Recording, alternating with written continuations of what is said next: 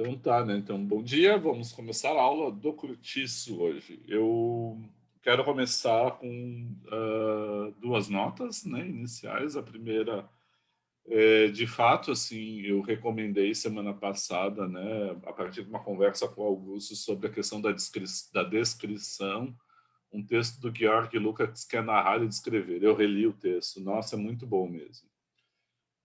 Tem várias coisas das quais eu discordo, por exemplo, a avaliação que o Lukács faz tanto do Zola, mas principalmente e fundamentalmente do Flaubert, eu acho um equívoco. O texto é muito bom para pensar a natureza do a natureza do naturalismo. Ficou uma frase horrorosa para pensar a definição, como é que é concebido o naturalismo. E a outra recomendação que eu faço, eu tenho que anotar isso, né? Eu vou colocar no, deixa eu ver, PDF Moodle. Eu só estou anotando aqui as coisas da aula. Eu vou colocar no Moodle e essa segunda nota, e daí já passa para a aula, que é um PDF que eu achei, uma publicação. Se você botar no sistema de busca, você vão achar Zola, romance experimental. E aí, inclusive, o PDF que eu consegui é de um professor que estava dando aula na USP. Eu tenho um livrinho, são livrinhos pequenos da editora Perspectiva, um livrinho cinza, aquelas coisas que quem gosta de livros lembra o formato do livro, né? A página, inclusive. E esse texto do Zola, o romance experimental, ele é muito útil para pensar o Curtiço, né? E não só o Curtiço, mas também a Carne, de Júlio Ribeiro, Bom Crioulo, da Adolfo Caminha, e assim por diante. Assim, para pensar as obras do naturalismo, ele é muito produtivo, né? Eu dou essas duas notas iniciais, assim, não tem nenhuma aderência nem ao positivismo lá de base remota, nem ao naturalismo, muito antes pelo contrário, mas para compreender os fundamentos dessa produção, né, que era uma questão que surgiu semana passada, né? Então acho que para quem tiver interesse em desenvolver é isso. Desculpa, tem uma terceira nota que veio de uma eu não tinha, essa eu não anotei aqui, né, para dizer, mas que estava na mensagem do WhatsApp, que eu só respondi hoje de manhã, né? Eu ando realmente muito devagar e peço desculpas assim por esse retorno às vezes mais lento. Que era a pergunta aquela da proposta da adaptação do conto do Machado como um trabalho, o primeiro trabalho, e tá valendo. Então é aquilo que eu botei na mensagem para quem tiver interesse, que é fazer a adaptação, mas explicar no início o que levou a fazer a adaptação e como assim, como se fosse algo que tem numa área hoje já em processo de consolidação na letras, que é a escrita criativa. Então a gente tem tanto linha de pesquisa no nosso PPG, a gente tem um mestrado na PUC, que é esse processo de explicar um pouco, uma espécie de diário de composição, um ensaio da criação, que você explica assim, como é que ela fez a adaptação, essa recriação, melhor dizendo. E isso é uma introdução de uma página e pouco, que é um exercício criativo produtivo. E eu me dei conta que isso, da importância de valorizar isso, considerando que essa é uma das respostas possíveis que a gente pode dar à leitura da literatura. Não só escrever ensaios críticos, mas também criar a partir da literatura lida, né? É responder e mostrar a atualidade. Então, quem tiver interesse pode fazer agora o conto do Machado, e eu vou manter o conto. E aí, no segundo módulo, pelo que assim, eu vi rapidamente, a gente tem três autores para pensar o conto, que é o Lima Barreto, que tem uma contística fabulosa, eu acho um dos grandes contistas. Tem o Simões Lopes Neto, né, contos gauchescos, né? Tem, por exemplo, teve um escritor pelotense já há mais tempo, que ele reinventou o narrador oral. A gente tem o Mário de Andrade, contos de Belas Artes, também é um narrador oral. A gente tem o próprio Guimarães Rosa, né, com o Grande Sertão Veredas, que cria um narrador para contar a história. E tem o João do Rio, né, com crônicas que são contos que são crônicas. Então, esse trabalho potencial. E se alguém tiver interesse maior, tem alguns outros que eu posso indicar, desde o Lobato, com toda a polêmica que eu acho que é importante investir na leitura. Ler o Lobato hoje em dia é ler a polêmica em torno do Lobato, né? Não dá para naturalizar a leitura do Lobato em hipótese alguma. Tem o Lobato, mas também tem os contos anarquistas, tem o Valdomiro Silveira, enfim, tem uma contística importante ali. Dito isso, eu vou para a aula e aí depois fico aberto a gente para a gente ir conversando. Vão ser 4 pontos, eu vou olhar o relógio, já são 20 para as 11, eu vou tentar ir até no máximo 11h30 para abrir para a conversa posterior. Então, são 4 pontos. Eu vou discutir um pouco o realismo e o naturalismo, isso vai ser uma nota pequena. O narrador do romance naturalista. Depois, o terceiro eixo é pegar o eixo principal, que é a trajetória do João Romão em Bertoleza. E aí eu vou falar de duas, entre aspas, revoluções, que é uma expressão que o narrador usa, que é em relação ao Jerônimo, que se abrasileirou, e a Pombinha. Eu vou tomar como base para isso, e isso que eu vou disponibilizar para vocês, é um artigo que eu escrevi no início do ano passado, numa homenagem a Antônio Cândido, um evento que foi uma homenagem a Antônio Cândido sobre o Curtiço.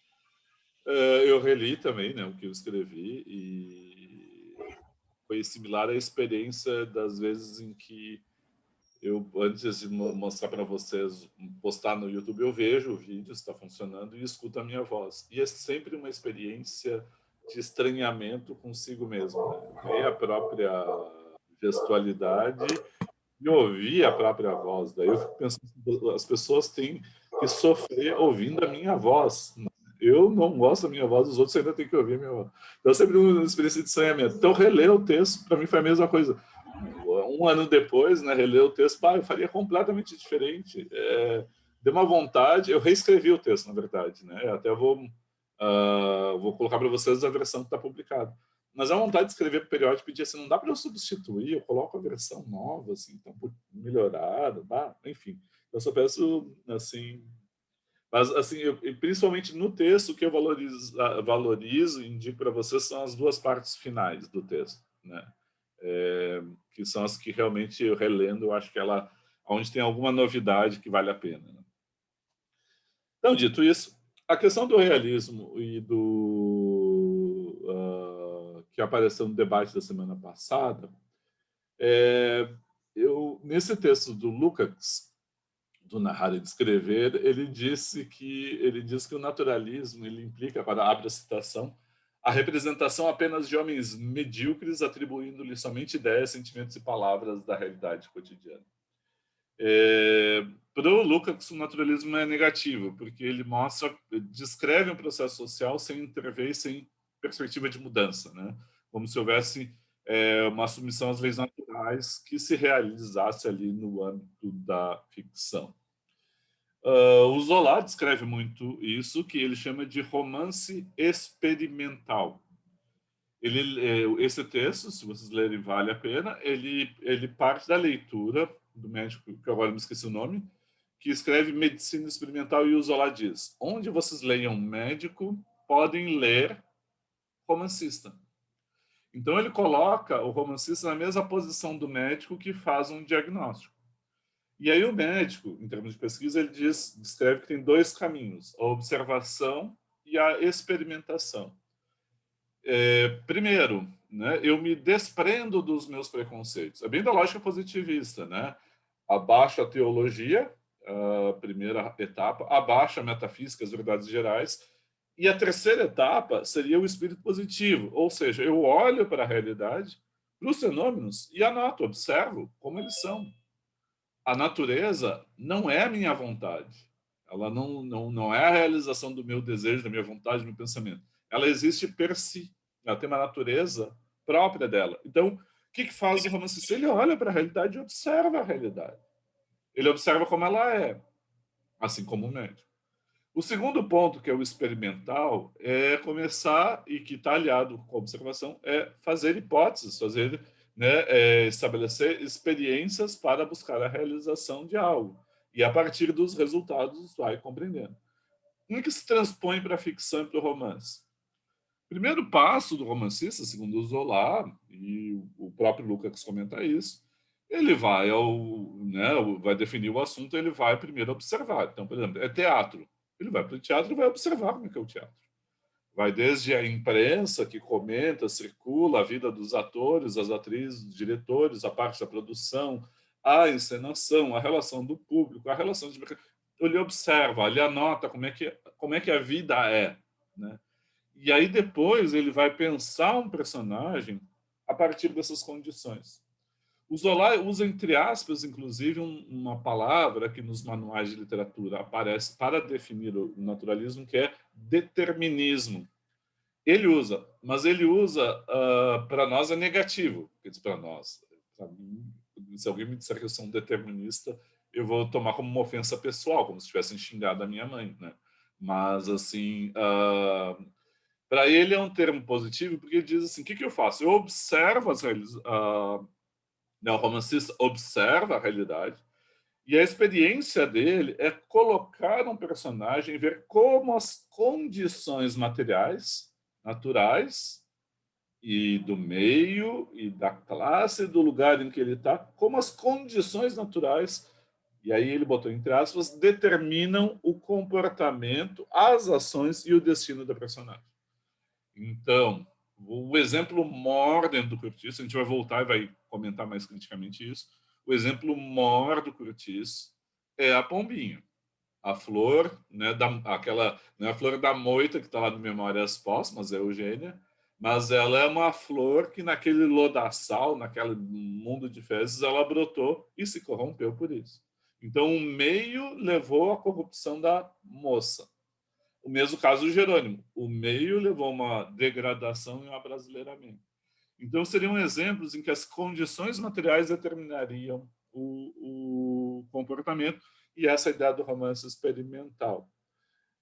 Aí tem as diversas avaliações quanto a isso. Tem uma coisa aqui positiva, que eu sempre acho positivo, que é o Zola diz que o Luiz Azevedo não cumpre, já adianta, ele não cumpre hipótese alguma, é que o narrador do romance naturalista deveria se desprender dos seus preconceitos e contar a história como ela é. Então, o romance que é comparado muitas vezes, e que o Antônio Cândido, naquele texto, né, de Curtiço a Curtiço, ele compara com o Curtiço do Luiz Azevedo, é o texto L'Assommoir, né? Tem uma tradução recente, pouca circulação, é feita pela, acho que é a Universidade Estadual de Londrina, que traduziu para abatedouro, né? Mas é mais, alguns traduzem como a taverna, um lugar, não tem propriamente um termo, mas é porque é a região. O prefácio, o romance é muito interessante, né? Que faz parte do ciclo do Rougon-Macquart, né? Um ciclo gigante de romances do Zola. Eu não vou comentar, senão eu vou me expressar aqui de novo. Eu quero pegar só um dado do prefácio dele.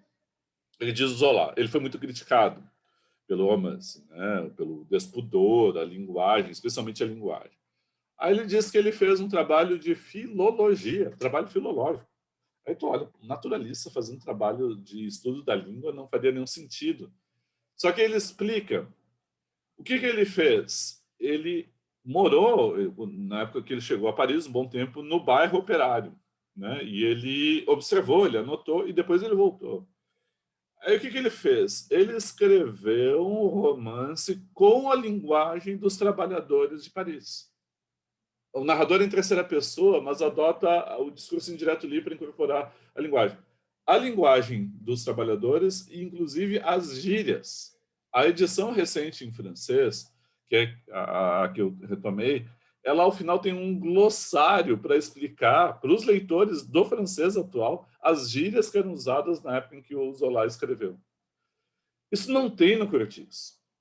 E o Curtiço, ele vai para um ponto que é diferente do Zola, que é focar no Curtiço, mas também é focar naquele que explora o Curtiço, que é o João Romão.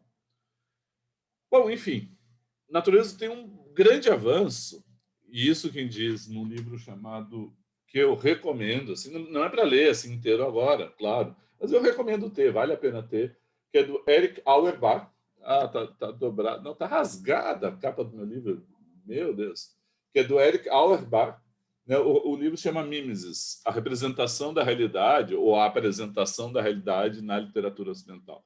Quando vocês olharem lá as referências do artigo, vocês vão encontrá-lo, né? Por que eu estou dizendo isso? Num capítulo mais adiante, ele diz que o realismo é a representação séria dos homens comuns no âmbito da história, ou do âmbito secularizado sem religião. É uma representação séria das pessoas comuns. Então, a pessoa é comum, eu vou representar seriamente, eu não vou fazer piada dela. Eu vou mostrar. A pessoa é comum, é desvalida, não importa quem seja, mas eu vou dar a dignidade de personagem da minha história.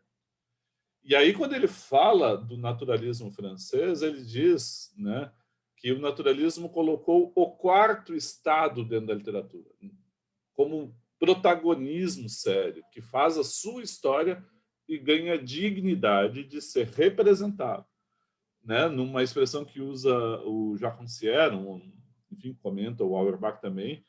A gente tem a partilha do sensível, a divisão do sensível. Quem é que pode ganhar direito de ser representado na literatura e no cinema? Quem é que pode ser representado? Aí o que o Rancière mostra é que a literatura ela não é inocente, não é divertimento inocente, assim como não é o cinema em nenhuma arte. Ela está sempre nos educando, está sempre nos formando. E ela trabalha com o que ele chamou de partilha do sensível. Quem é que pode aparecer na ficção? Quem é que pode falar? Quem é que tem direito à fala? Quem é que pode aparecer, pode falar, pode ser representado nesse recorte, pode entrar dentro da ficção? E como vai ser apresentado? É isso que o Erich Auerbach, né, o Rancière vai criticá-lo, mas não nesse ponto. É isso que o Erich Auerbach vai dizer. O romance naturalista trouxe o povo comum para dentro da literatura. O realismo trouxe a burguesia para dentro da literatura. E o naturalismo trouxe o trabalhador, a pessoa comum, e deu protagonismo, seriamente representado. Isso é uma mudança, uma renovação literária excepcional, né? Excepcional. E eu insisto, marcar a excepcionalidade e a qualidade disso não significa diminuir as críticas que o Zola fez, perdão, que o Lukács fez. Significa contextualizar, dizer e mostrar a importância da inclusão, né, dessas personagens na literatura. O Rancière, num livro, perdão, num ensaio chamado A Política da Ficção, né, como é que era o título em francês? Eu estava tentando ler não é o barômetro, o título em francês é um título engraçado, que é o Barômetro da Senhora Aubin. Ele está comentando que aparecem coisas que aparentemente seriam desprezíveis na literatura. E ele comenta que o Zola, na Madame Bovary, e especialmente tem um conto que é Um Coração Simples, um Quer Sample, ele foi muito criticado porque ele botou qualquer um dentro da ficção. É como se ele estivesse fazendo a democracia dentro da literatura. Então, agora que qualquer um pode falar, todo mundo pode ser representado, todos têm dignidade e a voz de escolher e de buscar a emancipação.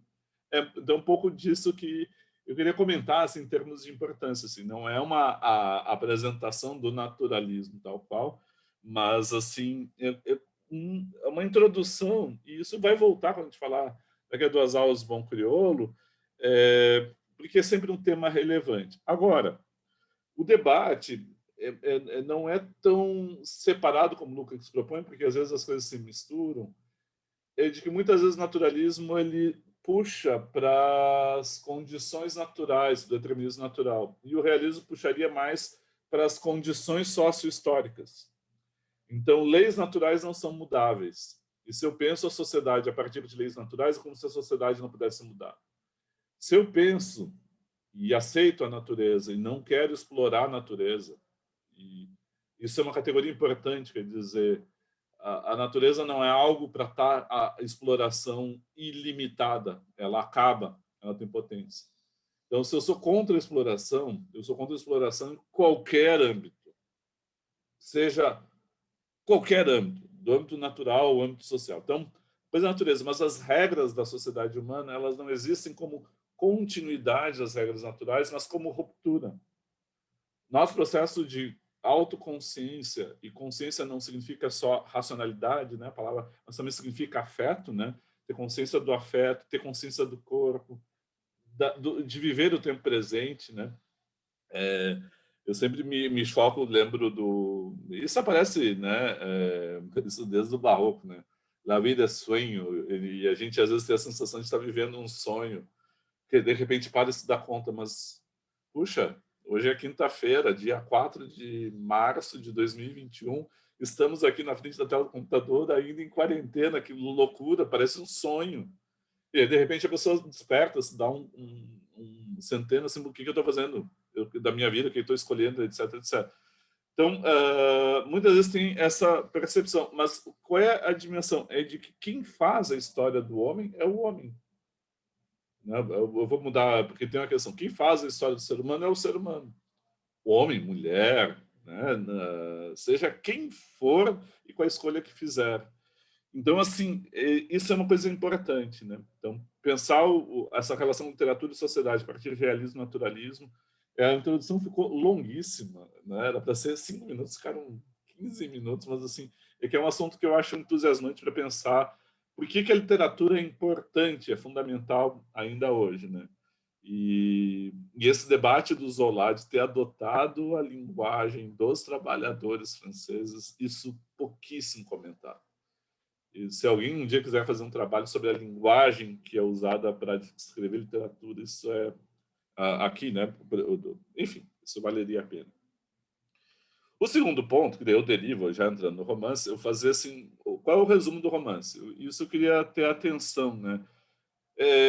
O romance tem 23 capítulos, né? E a abertura do romance. A gente pega a abertura do romance, ela é bem curiosa. Assim, tem estudos que incipit romanesco, l'incipit romanesque, que estuda as aberturas de romance. A pergunta é sempre quando é que começa uma obra? E o começo da obra, de certo modo, ela é onde vou fazer um paralelo bem grosseiro. Quando a gente sai do profano, a vida profana, e entra no espaço sagrado, tem sempre um limiar, né? A pessoa vai lá e se molha a mão numa água que está especial ali e faz o sinal de uma cruz de madeira, né? Mas faz o sinal no corpo para entrar no templo. Tem gente que é obrigada a tirar o calçado e aí entra descalço. Hoje em dia, com o coronavírus, quando a gente entra em casa, sempre tem essa sensação. Tire o calçado antes para não levar o vírus, carrega o calçado, sabe? Uma coisa assim. Mas sempre tem a ideia da passagem. Então, a abertura do romance, eu sempre sugiro prestar atenção, porque ele é o que dá a abertura e dá o início para pensar a totalidade da obra. Então, eu vou comentar com vocês agora, para falar da totalidade da obra, da abertura e do fechamento. Qual é a abertura? Eu vou ler para vocês aqui. João Romão, dos 13 aos 25 anos, empregado de um vendeiro, que enriqueceu entre as 4 paredes de uma suja e obscura taverna nos refolhos do bairro de Botafogo. E tanto economizou do pouco que ganhara nessa dúzia de anos, que ao retirar-se o patrão para a terra, lhe deixou em pagamento ordenados vencidos, nem só a venda com que estava dentro, como ainda 1,5 conto em dinheiro. Proprietário estabelecido por sua conta, o rapaz atirou-se à laputação, ainda com mais ardor, possuindo-se de tal delírio de enriquecer, que afrontava resignado as mais duras provações. Aí, no segundo parágrafo ainda, a comida arranjava-lhe mediante 400 réis por dia uma quitandeira sua vizinha, Bertoleza, crioula, trintona, escrava de um velho cego residente em Juiz de Fora e amigado com um português que tinha uma carroça de mão e fazia fretes da cidade. A abertura é riquíssima, assim, pensar. Primeiro, o narrador é externo, né? O narrador é onisciente externo e que está contando a história do outro, né? Sempre lembrar, né? Quando fala narrador em terceira pessoa, a gente poderia usar uma outra preposição, seria narrador de terceira pessoa, porque ele, no diálogo, um eu fala para um tu ou para um vós, para o interlocutor. O locutor fala para o interlocutor sobre um objeto, sobre uma terceira coisa. Então, aqui o narrador ele fala para o leitor sobre um terceiro elemento, que é o personagem. Então, o narrador é de uma terceira pessoa que não é ele e não o leitor. Então, o protagonista da história é esse aqui que ele olha de fora. Ele é onisciente, então ele emula a posição divina, né? que é de tudo saber e de todos os espaços conhecer, de todos os tempos antes e depois também conhecer. Então, ele está distante da história e ele conhece toda a história, distante do tempo e distante no espaço. E ele faz a coisa que eu acho mais impressionante: tempo, espaço e subjetividade. Ele sabe o que passa dentro da cabeça da personagem. Gente, isso é uma coisa assim que quando a gente vê aqueles filmes de ficção, assim, aqueles quando a gente tá tão cansado que vira quase uma ameba, em que daí tu começa a ver aqueles filmes em que a pessoa tem capacidade de ler o pensamento do outro.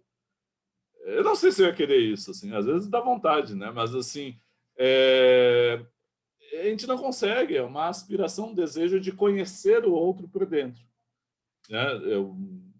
Ninguém é inteiramente verdadeiro a ponto de dizer tudo o que pensa e sente para a pessoa. Nem para pai, nem para mãe, nem para irmão, nem para amigo, nem para ninguém, namorado, namorada, companheiro, não façam isso. Isso traz risco de vida, né? Mas assim, o narrador consegue fazer isso. Isso é o primeiro ponto, né? Então, isso é um dado mais técnico mesmo. Agora, o que ele faz? Abertura da história, início da história. Quando a história começa? A história, ela traz sempre a história, e principalmente o romance, quase uma dimensão biográfica da vida de alguém. No caso, é o João Romão. E a história do João Romão, a gente não sabe quem é o pai ou quem é a mãe, o que ele fez antes dos 13 anos, como é que ele de Portugal veio parar no Brasil, como é que ele ficou empregado. Ele ficou, reparem, dos 13 aos 25 anos, 12 anos, sem receber salários, trabalhando para um outro que enriqueceu e voltou para Portugal, voltou para a terra, para a terrinha, né? Voltou para lá, para Portugal, para ser o que eles falavam dos brasileiros, né? Que enriqueciam e voltavam para lá. Então ele voltou para Portugal e deixou uma venda e um conto em 500 reais. É bastante dinheiro e é o capital inicial. Esse é o primeiro ponto. O segundo parágrafo já introduz a segunda personagem mais relevante do romance, eu vou exagerar aqui intencionalmente, que é Bertoleza. E Bertoleza, ela é uma, que era chamado negra de ganho.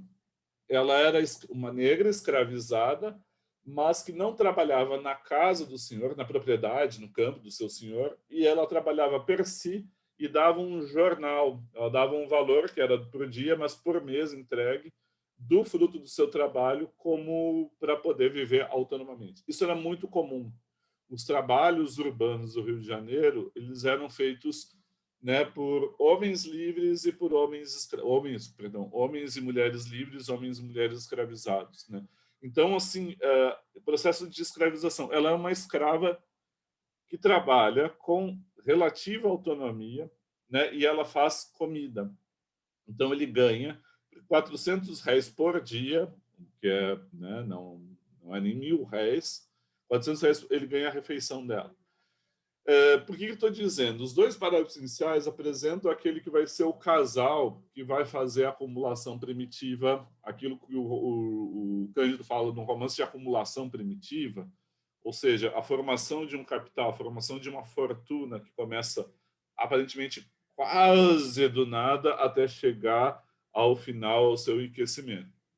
Quem é que trabalha junto, passo a passo, a partir do terceiro parágrafo, do quarto parágrafo, vai aparecer que eles passam a se amigar e trabalhar juntos. Ele passa a cuidar das contas da Bertoleza e ele faz algo que eu tive com o João Romão, né? Eu estava lembrando, né? Ele não enriqueceu porque trabalhou, ele enriqueceu porque enganou, roubou, né? Ele roubava material para construir cortiço, ele roubou a Bertoleza, ele roubava os clientes, ele enganava.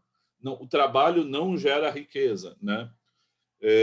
No romance, não estou dizendo isso para a vida. Se alguém acreditar isso na sua vida, por favor, continue.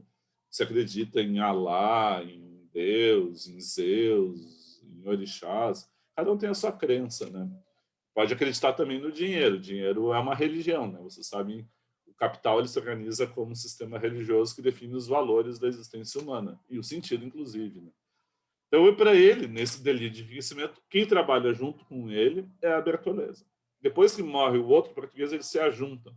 E ele chega a forjar a carta de alforria para quê? Para pegar o dinheiro guardado da alforria e ele aplicar no próprio cortiço.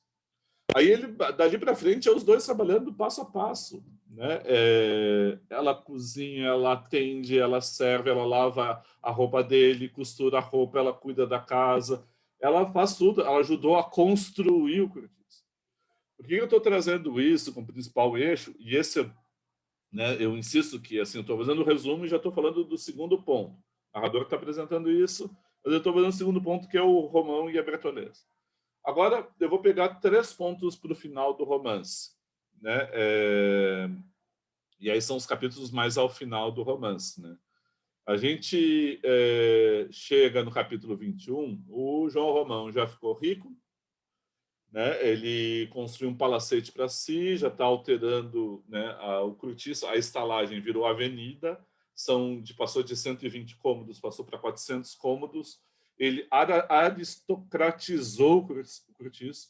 Então, ali vocês têm uma descrição riquíssima dos trabalhadores urbanos do Rio de Janeiro, né? Assim, dos diversos trabalhos urbanos que tem, os imigrantes, os trabalhadores. Ele faz um pequeno cosmos ali, né, dentro do cortiço. E esse capítulo 23, ele está com insônia, ele não consegue dormir no seu quarto novo, e ele vai pensando na Bertoleza, e ele chega a pensar assim, e se ela morresse? E ele vai descer na casa, porque eles já não dormem mais junto, ela dorme num quartinho, faz um quartinho de fundos, né? E ele vai para lá e ele vê a Bertoleza dormindo, ela acorda e se assusta. Ele fica contemplando e a partir dali ela vai dormir chaveando, trancando a sua porta, né? E lembrando, ao final disso tem uma cena que é ele com o outro português, um outro português que é parasita, o Botelho, parasita na casa do Miranda. Os dois estão almoçando juntos e ele fala. E o Miranda fala, o Botelho fala do possível casamento, que ele tem que pedir a Zulmira, filha do Miranda, em casamento, mas ele tem um empecilho. Qual é o obstáculo? Bertoleza. Ele tem que se livrar da Bertoleza. E aí a Bertoleza, ela ouve a história e fala com ele. Ela irrompe lá dentro, porque ela continua trabalhando e continua servindo, né? E ela diz assim, eu vou pegar assim, você está muito enganado. É um dos momentos mais legais do romance, a fala da Bertoleza. Você está muito enganado, seu João. Se cuida que se case e me atira à toa, exclamou ela. Sou negra, sim, mas tenho sentimentos. Quem me comeu a carne tem de me roer os ossos. Então, há de uma criatura ver entrar ano, sair ano, puxar pelo corpo todo o santo dia que Deus manda ao mundo, desde pela manhãzinha até pelas tantas da noite, para ao depois ser jogada no meio na rua como uma galinha podre. Não, não há de ser assim, seu João. Mas, filha de Deus, eu te disse que era tirar-te à toa, perguntou o capitalista. Eu escutei que você conversava com o seu João. A mim, não me cegam assim só. Você é fino, mas eu também sou. Você está armando o casamento com a menina do seu Miranda. Sim, estou. E aí, olha o que ele diz.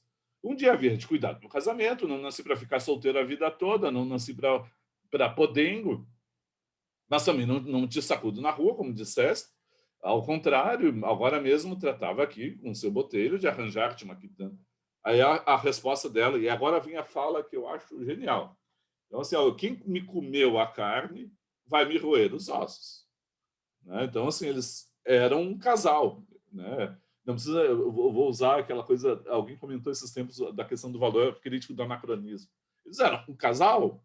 É só olhar a legislação de hoje, morando, coabitando junto e fazendo tudo, divisão de bens, metade dos bens integralmente para cada um. Até porque ele roubou ela no início, né? O capital inicial dele, parte era dela.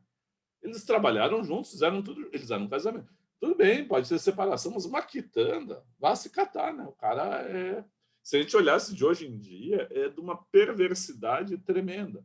Mas vejam a fala da Bertoleza, a consciência da situação que ela tem. Não, com quitanda principiei, não hei de ser quitandeira até morrer. Preciso de um descanso. Para isso, morejei junto com vocês enquanto Deus Nosso Senhor me deu força e saúde. Mas afinal, o que queres tu, Bertoleza? Ora essa, quero ficar a seu lado, quero desfrutar que nós dois ganhamos juntos, quero a minha parte do que fizemos com o nosso trabalho, quero o meu regalo, como você sabe. Mas não vês que isto é um disparate? Tu não te conheces, eu te estimo, filha, mas por ti farei o que for bem entendido, e não loucuras. Descansa, que não há de faltar. Tinha graça, com efeito, que ficássemos vivendo juntos. Não, não, não sei como te propões, se me propões, não me propões o casamento. Ah, agora eu que não me enxergo. Agora eu que não presto para nada, porém, quando você precisou de mim, não ficava mal servir-se do meu corpo e aguentar sua casa com meu trabalho. Ah, então, negra servia para tudo, agora não presta para mais nada e atira-se com ela num monturo de cisco. Quer casar? Espera então que eu feche primeiro os olhos, não seja ingrato. E aí ele xinga e vai embora. Reparem, assim, quantas vezes vocês falaram do Curtiço, ou ouviram falar do Curtiço, e ouviram essa fala da Bertoleza. Eu não ouvi nunca. Assim, eu li os textos do Antônio Cândido, Roberto Schwerk, eu nunca tinha ouvido a fala da Bertoleza ser destacada. Ela demonstra a consciência do processo todo. Aquela coisa que muitas vezes se atribui, né, de que o protagonismo é do Romão, o protagonismo é compartilhado, não é só do Romão, e aquilo que se atribui de uma falta de consciência da situação que o trabalhador pobre tem da sua condição, não é o que a Bertoleza demonstra.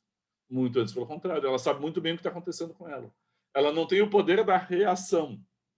Ela não consegue atuar para reagir, ela consegue se proteger, mas ela não consegue atuar. Ela tem uma situação contraditória nela, fortíssima, e por isso é uma boa personagem. Ela tem a contradição viva que todo ser humano tem, ela vive na contradição, que é fortíssima, só que não consegue superar, né? Ela fica presa a isso. Aí o segundo ponto, no capítulo, esse é o capítulo final do capítulo 21. O capítulo 22 tem ela desassossegada, né? E vivendo preocupada, e aí ela não consegue. Mas logo a seguir passa a descrição da riqueza do João Romão, que depois eu recomendo a leitura. Aí chegamos ao capítulo 23, o último, que acaba com a cena final. E para mim, o final do romance, eu vou dizer assim, eu acho que tem uma falha estética gravíssima, né? No romance, o quadro chegando ao final para mostrar. E nisso começam os dois se aproximando, casando, e o final é a separação dos dois. E a separação não é uma separação em que os dois veem não dá mais para viver juntos, vai cada um para o lado, vão dividir igualmente o que se tem. Ninguém é obrigado a viver com ninguém, né? Ninguém é determinado a viver com o outro, pode separar. Isso faz parte da natureza humana também, entre aspas, natureza, porque ela é historicamente formada.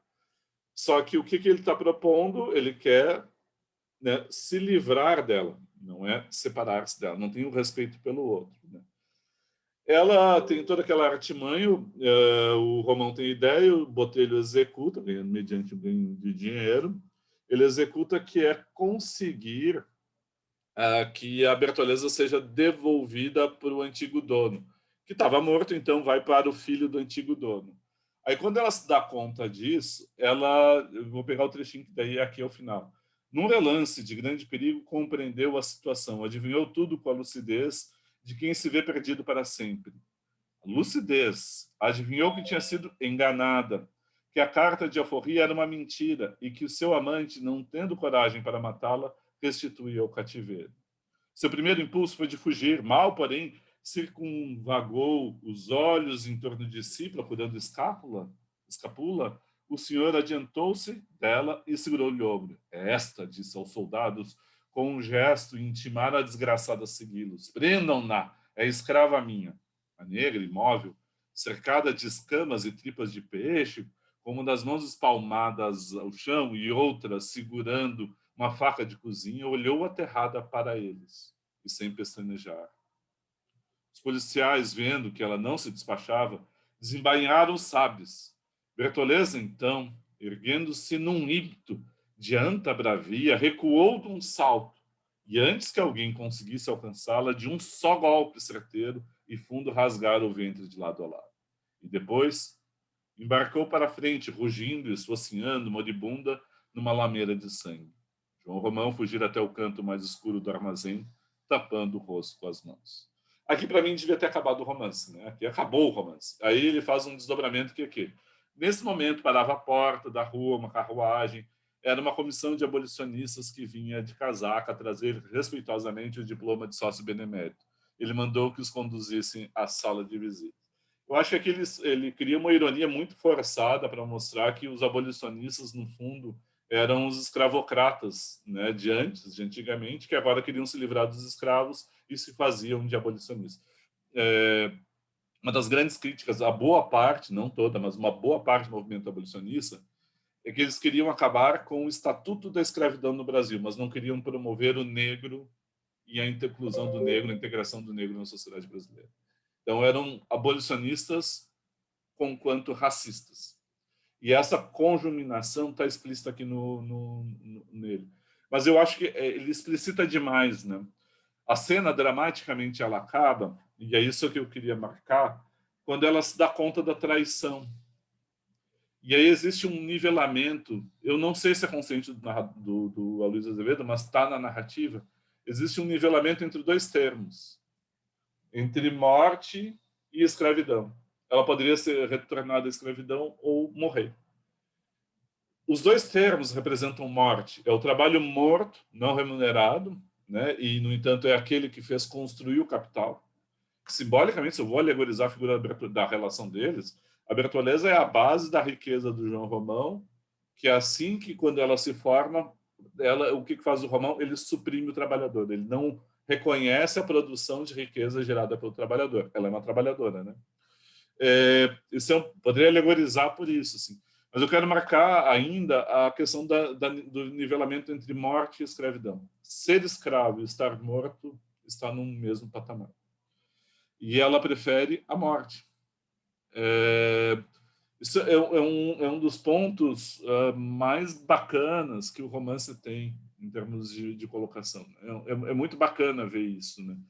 E aí, por isso que eu quero dizer assim, qual é o grande eixo da história? O Antônio Cândido tem razão, a história de uma acumulação primitiva de capital do cortiço, a estalagem, ao comércio, a ampliação, domina todo o comércio. Leiam depois a abertura, o segundo e terceiro parágrafo, se não me engano, do capítulo 22, que aparece a descrição do comércio. Ele é o intermediador, ele é o atravessador das mercadorias para todas as bodegas do Botafogo. Então, ele é, numa loja comercial ali, de circulação do capital, nos novos centros urbanos, de urbanização intensa, está marcado aqui. Né? Então tem isso, a acumulação do capital aqui. Agora, essa história traz uma outra história que é recalcada e do que é vencido e do que é, né, destituído de liberdade e de vida, né, que é a Bertoleza. Então tem essa história, para ser contada a história da acumulação, tem que ser contada a história da Bertoleza e de quem foi vítima disso. E vítima não é pouco, é muito vítima desse, né? Então eu insisto nesse eixo principal, né? E é claro, ele tem todas as relações do Romão com Miranda, que é genial, porque é uma falsa rivalidade, né? A rivalidade de elite entre os portugueses de elite é falsa. Tanto que no final acaba com a aliança dos dois e o casamento do Romão, prometido casamento do Romão, né? Ou a promessa de casamento do Romão com a Zulmira. Tem a relação com outro português, que é o Botelho, que é o parasita, que faz toda a mediação. Tem a transformação dele, dos hábitos, da tamanca, da camisa suja, da barba crescida, para aprender a fazer a barba, a se cuidar. Ele aprende os hábitos de elite. Ele enriquece e, a partir do ciúme que ele tem e do ressentimento em relação ao Romão, que vira barão, ele quer também ser reconhecido. Então, a trajetória do capítulo 4 para diante é a trajetória de busca de reconhecimento junto com riqueza, né? Ele quer que esse poder que financeiro tem seja reconhecido, e isso passa pelos hábitos. Vou pegar uma cena, um gesto. A dona Estela humilha o Romão já no final do romance, quando começa a perguntar das impressões dele da ópera. Ou seja, a cultura ela pode ser usada como uma marca de distinção de classe para humilhar o outro, assim como a língua é usada. Eu posso humilhar uma outra pessoa porque ela não sabe fazer a concordância correta. E isso é absurdo que possa ser usado como instrumento de poder, as relações de poder estão postas aí, então resistir passa por aí. Então o João Romão ele busca a distinção para fazer bem sucedido nisso. Então esse é o grande eixo, os outros personagens, aqueles que ele submete, etc. Mas eu quero pegar um outro movimento, e aí vai ser o último movimento da aula, né? E depois eu vou voltar só a falar um pouquinho mais do narrador, assim, que eu já passei para o segundo eixo, né? O primeiro era contar do realismo, um pequeno resumo da obra, agora um pouco essa do Romão Bertoleza, e eu insisto nessa moldura de início e final, o que dá o início da história é a ascensão do Romão, mas é a relação dele também com a Bertoleza, e o final é a morte da Bertoleza, né? Então isso dá a moldura e a gente consegue apreender então qual é o tema da obra, o que dá a unidade a essa obra, né? É a história da formação, né, do proprietário do cortiço, a formação do cortiço, até a eliminação do cortiço, quando ele vira a Avenida São Romão, mas principalmente é a história dessas duas pessoas que enriqueceram com isso. Uma que usufrui da riqueza e a outra que é eliminada e escanteada, né, deixada de lado, suprimida por causa disso. Agora tem outra coisa que é o cortiço, que é onde normalmente se concentra mais comentário. E o cortiço é legal pra caramba, assim, eu voltando a ler, que eu vou botar um artigo, assim, antigamente eu nunca anotava nada que eu escrevia, né, para os alunos lerem, agora vocês viram que eu estou botando, né, aos poucos, assim, paciência, né, nem tudo aí vocês veem como o professor de vocês é falho, é limitado, escreve coisas que quer reescrever, etc e tal. Mas o texto, assim, de relendo o ano passado e agora relendo o artigo, eu acho que tem uma coisa assim que é muito legal de ver no cortiço, e aí vai ficar muito nítida a posição do narrador e o quanto esse narrador é limitado, né, para essa história. Então agora eu vou entrar no cortiço, literalmente entrar no espaço do cortiço. Lembrando que o cortiço foi montado por alguém que queria ganhar dinheiro, que era o proprietário, e que assim que conseguiu o que ele queria com o cortiço, ele elimina o cortiço e faz uma outra coisa, que é uma avenida, para continuar ganhando dinheiro ou não, ganhar mais dinheiro, né? Melhor dizendo isso. Agora, dentro do cortiço, enquanto ele existiu, havia um tipo de vida, uma diferença de vida muito grande, né? Então, assim, quando o cortiço ele começa a aparecer mais, a gente entra no cortiço, é o capítulo 3. Então, a história do cortiço, agora eu não estou falando da história de um romance, estou falando de uma história dentro da história, um romance que traz a história do cortiço. Mas a história do cortiço está dentro do cortiço. Ele começa praticamente no capítulo 3, quando entra dentro do cortiço, e ele vai acabar quando tem o segundo incêndio. Quando a bruxa, né, a Paula, a bruxa, ela faz o segundo incêndio do cortiço e destrói. Então, assim, daquele momento, a gente tem o final, é o capítulo.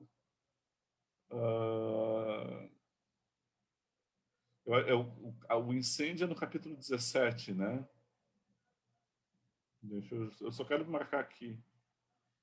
Capítulo 18, né? Porque depois, o capítulo 19 é metia-se em obra. Então, de certo modo, é do 3 ao 18, e depois aí já vem uma espécie, os antigos moradores da nova estado, né? Na transformação, que é o capítulo 19, etc, etc. E eu estou marcando isso. É que a vida dentro do cortiço, ela ganha algumas peculiaridades, né? Eu vou descrever assim, eu acho que eu recomendo dar uma olhada em fotos. Eu não vou ficar mostrando fotos, né? Mas normalmente as edições têm. Eu não sei se essa que eu tinha lido. Eu perdi uma edição um tempo atrás, que era uma edição da Ática que tinha da editora Ática, que tinha um conjunto, um dossiê com ilustrações, fotos. Se vocês botarem depois na rede, botarem fotos do cortiço, vocês vão ver como é que eram os cortiços. E ele é descrito em formato de um U, né? Tem o portão da entrada. Lembro que uma das brigas, os cabeças de porco queriam derrubar os carapicu, né? Então, o outro cortiço do cabeça de porco queria invadir para se vingar da morte do Firmo e empurravam o portão. A polícia também empurrava o portão. Então, tem um portão, que é o que dá, e aí as casinhas, os cômodos ficam assim, né? A casinha, por exemplo, que dava mau agouro, do Jerônimo era 35, tinha a casinha 9, etc. E aí formava casinhas de madeira, e a vida, no meio tinha os tanques para as lavadeiras. Quem vinha de fora do cortiço alugava, quem alugava e morava no cortiço tinha ali. Ao fundo do cortiço tinha campo, tinha criação de galinhas, vocês lembram, né? Tinha um mato. E lá no fundo, lá no mato, lá atrás, havia a pedreira onde o Jeane vai trabalhar. O João Romão ele vai se apropriando de tudo isso. Agora, cortiço, história do cortiço. Tem vários. Eu ia ler trecho, mas eu não vou ler só pela questão do tempo. Eu vou marcando assim: começa com aquele fervilhar, né? Como se fosse um fervilhar natural, né? Talvez valha. É a abertura do capítulo 3, assim, né? Só estou abrindo aqui o capítulo, né? Eram 5 horas da manhã e o cortiço acordava, abrindo não os olhos, mas uma infinidade de portas, janelas alinhadas. Um acordar alegre e farto de quem dormiu e assentada às horas do chumbo, como sentiam ainda. A roupa lavada, ficara da véspera nos coradouros, umedecia e punha um farto acre de sabão ordinário. Daí a pouco as bicas. Ele vai descrevendo as pessoas que estão acordando e trabalhar de um modo coletivo. Quando é que ele singulariza a descrição? Quando ele vai falar das lavadeiras que ali ficam. E ele vai descrevendo uma por uma. Né, assim, o Zum Zum chegava, se aposeu, a fábrica de massas abria, e vai pular um parágrafo diz: a primeira que se pôs a lavar foi Leandra, por alcunha machona, portuguesa, feroz, berradora, pulsos cabeludos grossos, ancas de animal do campo. Tinha 2 filhas, uma casada, etc, etc. Aí depois, ninguém ali sabia ao certo se machona era viúva, desquitado. Os filhos não se pareciam uns com os outros. Primeiro modelo de família. Depois, ao lado de Leandra, foi colocar-se a Tina Augusta Carnamole, brasileira, branca, mulher. Parece descrição de carteira de aquelas coisas assim, né? Auto de ocorrência. Brasileira, branca, CPF número tal, carteira de identidade tal. Tal Augusta Carnamole, mulher de Alexandre, um mulato de 40 anos, soldado da polícia, pernóstico de grande bigode preto, queixo caído. Essa era a madrinha. Aí tinha a Leonie, que era a prostituta, né, a cortesã, que era a madrinha da filha deles, a Juju.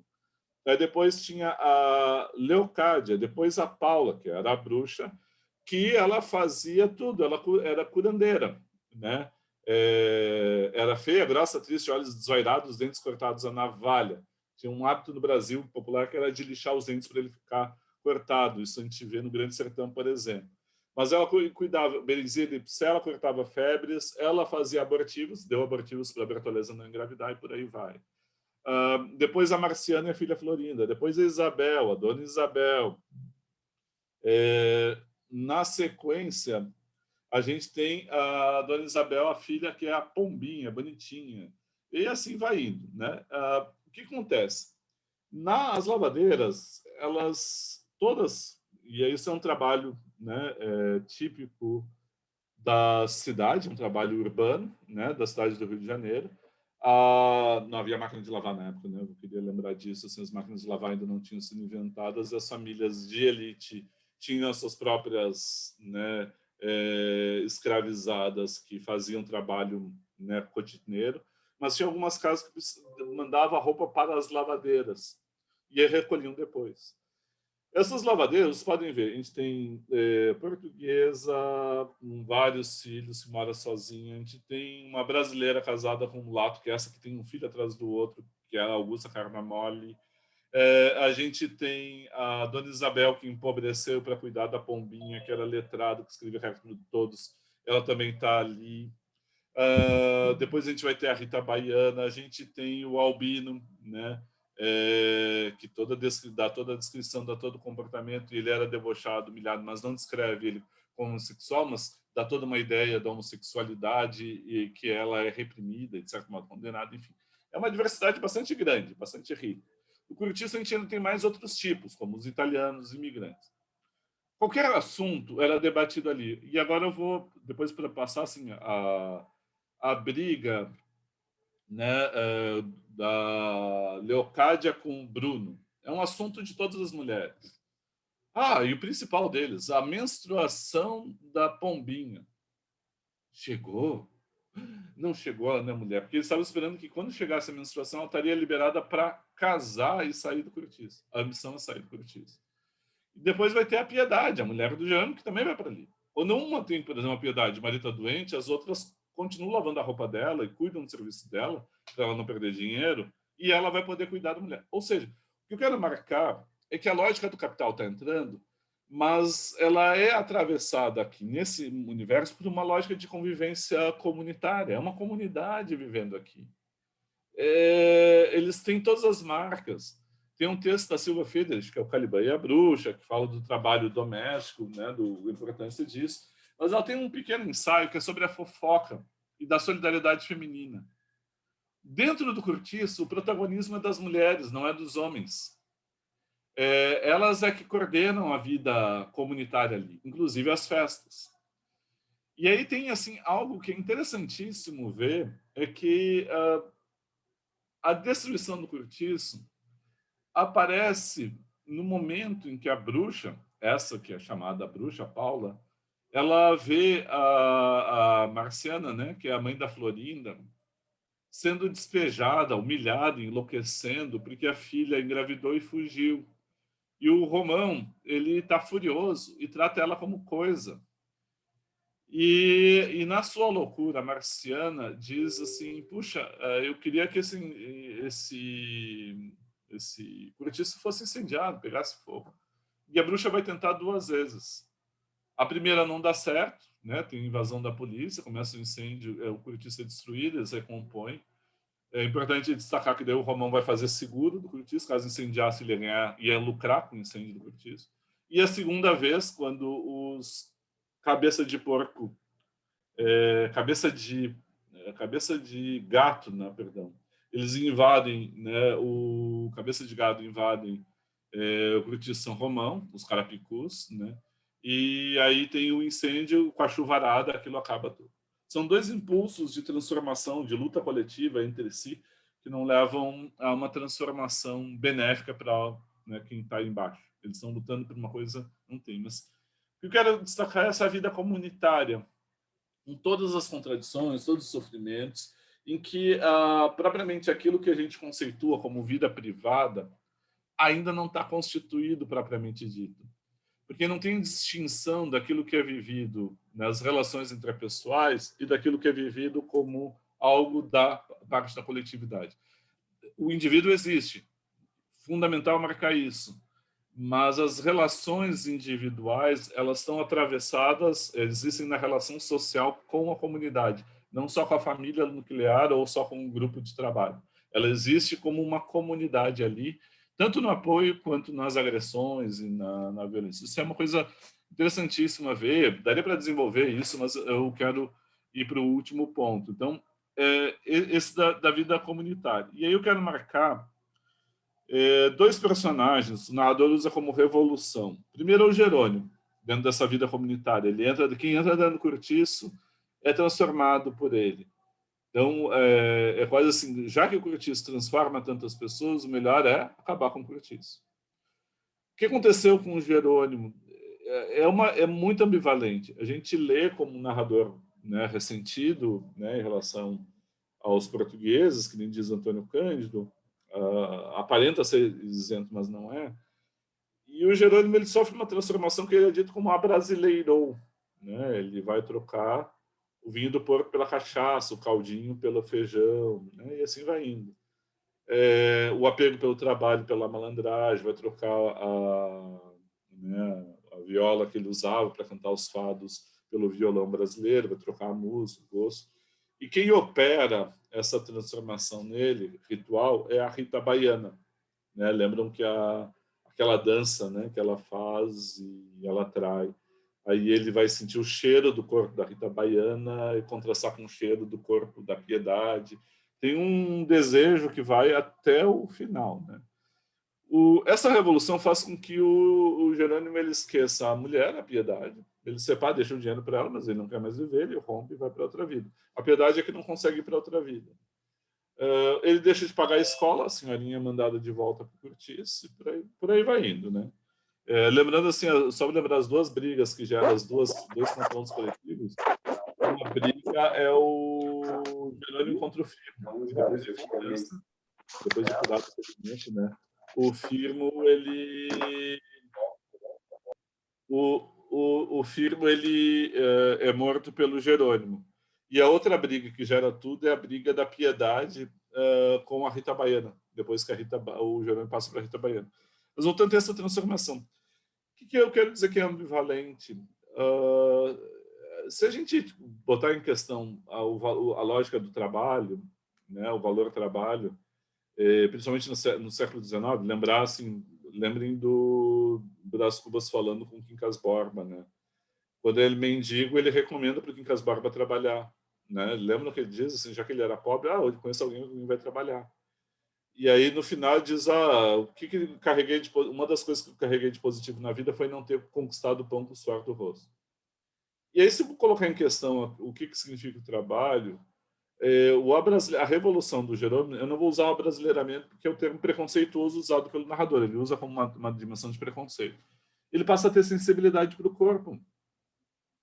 Ele passa a ter prazer com o corpo. O corpo não é só usado para trabalhar.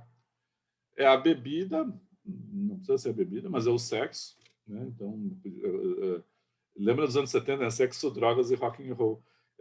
Então seria a cachaça, a Rita Baiana e o samba, né? Assim, sexo, drogas e rock and roll, né? Rita Baiana, cachaça e o samba, né? Transformação de vida. Então isso é uma brincadeira. Isso é uma brincadeira para você que está me vendo gravado. Não estou falando nenhuma apologia, nada, né? Mas eu quero marcar que essa sensibilidade do corpo, ela tem uma alteração, inclusive, de questionamento do trabalho. Isso é importante porque a figura da malandragem, do malandro, assim, vai desde os Memórias Milícias, que eu acho um pouquinho diferente, mas nos anos 30, tem que colocar em questão o trabalho. Uma das formas, está muito bem descrito pelo Sidney Chalhoub, no Machado de Assis Historiador, uma análise que ele faz do romance Helena, e ele mostra um jovem negro que é escravizado, e aí o dono dele, que é um dos protagonistas, falando para Helena, dizendo, olha só, ele é preguiçoso, ele não trabalha de certo. E a Helena faz uma releitura da situação e diz, olha, o que ele está fazendo ele é obrigado a ir de um lugar a outro. O que está parado na sombra comendo uma laranja. Ou seja, é uma forma de resistir ao processo de desumanização que o trabalho compulsório provoca no ser humano. E o processo de desumanização pelo tipo de trabalho alienado, ele continua vivo até hoje. Então, assim, o que acontecia ali não é... o narrador pode fazer uma apologia do trabalho, mas o que ele acaba mostrando é uma resistência ao trabalho. E esse aqui a entrada no Cortiço, ela revela uma matéria que resiste às teses do narrador, inclusive a do Jerônimo. O mesmo caso é da Pombinha. A Pombinha, ela menstrua, né? Lembra da menstruação, que a cena é bacana. Os dois, o Jerônimo e a Pombinha, eles sofrem a inflexão do calor e do sol e se transformam, né? E aí despertam a sensibilidade do corpo para o mundo. A Pombinha, ela desperta. E aí, não vou pegar essa cena, vou pegar uma cena posterior que ela está ouvindo. O Bruno, que foi abandonado pela Leocádia e começa a chorar, ao escrever a carta, pedindo que ela volte, etc. E a Pombinha se dá conta, pô, mas esses homens só vivem em função da gente, das mulheres. Ela começa a se dar conta do que aqueles homens estavam dizendo. Para o narrador, isso é um processo de corrupção da Pombinha. Só que, ao mesmo tempo que ele usa corrupção, ele usa revolução e usa um despertar, uma espécie de iluminação, que é quase a coisa iluminista, né, de compreensão. Só que para uma mulher que emancipada, que lugar ela tem? Ela vai casar, ela é obrigada a casar e casa. Mas ela começa a atrair um marido vulgar, um marido rotineiro que não realizava. Ela vai cair na prostituição. Insisto, não é nenhum elogio da prostituição, das cortesãs, etc. Mas é aquilo que o narrador do Cortiço não consegue fazer e que o Zola recomenda. Tentar olhar sem preconceito. No olhar sem preconceito, a Pombinha ela tem despertado uma potência de inteligência muito grande e de sensibilidade que não tem lugar nesse mundo patriarcal. Eu vou pegar dois ditos para encerrar, né, que mostram um modo preconceituoso desse narrador e desse universo e quanto a Pombinha resiste a isso, que é uma figura interessantíssima. Um dito é dado pelo Antônio Cândido quando ele fala do narrador, né? E o Antônio Cândido ele diz que o que rege o posicionamento desse narrador é um dito popular do século XIX, que ele mais ou menos sintetiza o preconceito. Ele faz como se ele brinca, ele vou fazer como se fosse um poema modernista do Oswald de Andrade, né? Preto Eu vou tentar dizer de memória, já que é um dito popular: preto, burro e português, né? Para preto, burro e português, pano para trabalhar, pão para comer e pau para trabalhar. E aí ele mostra a violência do narrador, que ao animalizar o preto e o português, ele está mostrando que nessa animalização eles só trabalham pela violência, pela violência. Ah, isso, obrigado, mas ali é crioulo, exatamente. Português, negro e burro, 3 P's. Pão para comer, pano para vestir, pau para trabalhar. Muito obrigado, Camila. Perfeito. E aí esse é o primeiro dito que regeria o modo como o narrador, do ponto de vista do narrador, de olhar e de contar essa história. Esse é o primeiro dito, e vejam a violência. Depois leio o Antônio Cândido para ver a violência que isso representa. O segundo dito vem do Eduardo de Assis Duarte, que ele mostra um outro lado do cortiço, que tem a ver com as relações de homens e mulheres, e ele mostra uma articulação entre a dimensão da sociedade escravocrata com a sociedade patriarcal. E ele mostra que as duas coisas estão articuladas entre o racismo e o machismo. E aí ele mostra, né? Branca para casar, mulata para fornicar e preta para trabalhar. O que eu quero insistir é que quando a gente lê esses ditos, quando as pessoas começam a citar provérbios, frases feitas, ditos comuns, é sempre bom seguir uma sugestão que o Machado de Assis dava. Façam que nem se faz com nós, quebrem e vejam o que tem dentro. Aí o que o cronista lá do Machado de Assis dizia é que ele quebrava nós das ideias prontas e ele viu que a grande maioria delas trazia dentro um bicho feio e visguento. Então, quando a gente quebra um dito desses, a gente vê que tem um bicho feio e visguento, em que racismo e machismo patriarcal eles estão aliados. Branca é para casar, mas não é para ter relação sexual prazerosa, né? Para fazer família, constituir família. A mulata é para ter o prazer sexual, mas não é para casamento. Né? Casamento é coisa de séria demais para manter a propriedade, então não deve envolver afeto nem sexo. E a negra, ela é para trabalhar. Então não é nem para casar, nem para sexo. É para continuar o trabalho.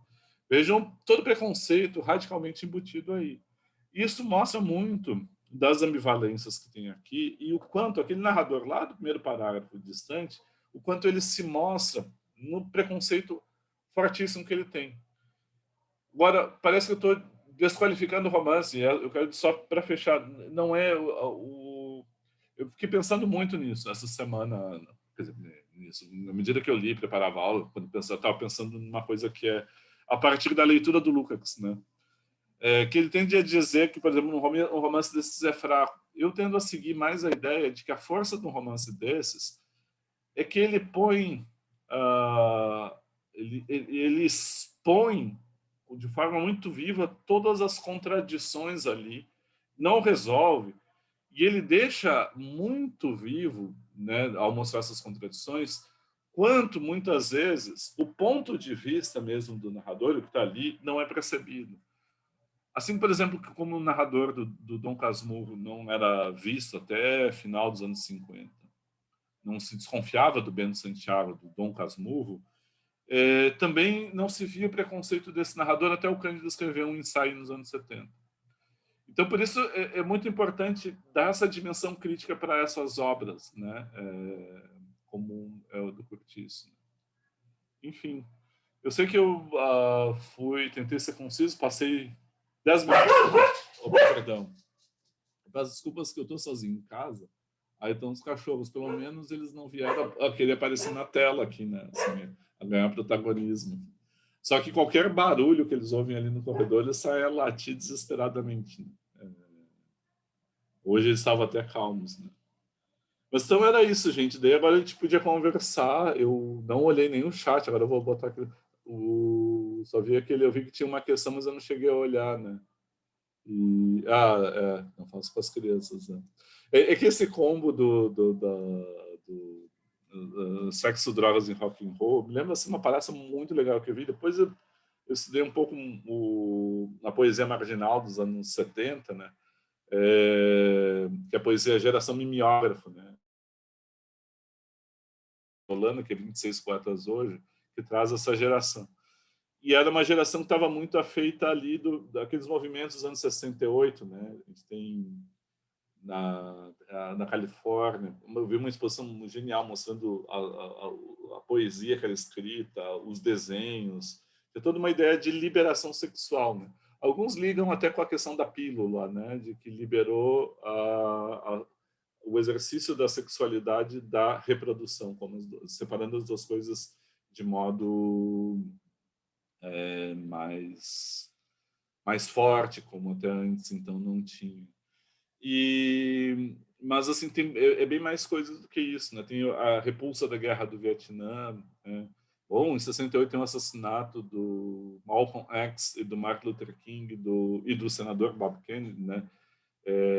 Recomendo muito para ver sobre isso. Não sei se vocês viram aquele documentário que é baseado no Baldwin, né? Do James Baldwin, que é I'm Not Your Negro. Tem vocês acham, vocês procurarem acham, que ele conta, ele faz uma retomada, né, das grandes figuras dos anos 60. Mas enfim, o que eu queria associar é que daí eu me lembro desde que eu vi uma palestra, que era um professor da Califórnia, em que ele resgatava, ele dizia que hoje em dia no mercado, hoje em dia é 20 anos atrás, não sei se ainda pode dizer hoje em dia, mas em todo caso, ele dizia que tinha ficado a ideologia, virou ideologia, né? A indústria do sexo e da sexualidade, né? Todas as coisas de apelo sexual, às vezes até para a infância. A questão das drogas, talvez o álcool, né? É a droga legitimada, mas assim ela não é mais carrega, e a música, né? Rock and roll também, né?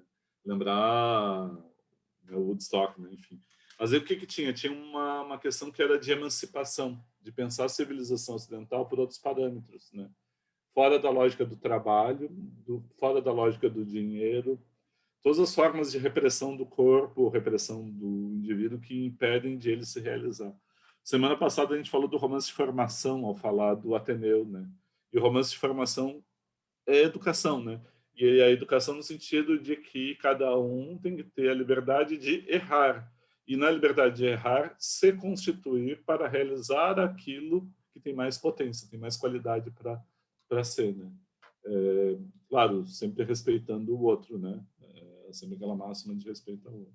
Então, por isso esse combo eu acho um combo interessante. Eu confesso que eu pensei só agora na aula, mas eu fiquei interessado de ver isso, esse questionamento ao trabalho mais vivamente dentro do século XIX a partir do Curtiço. Né? Não sei se quiserem colocar questões, fico à disposição de vocês.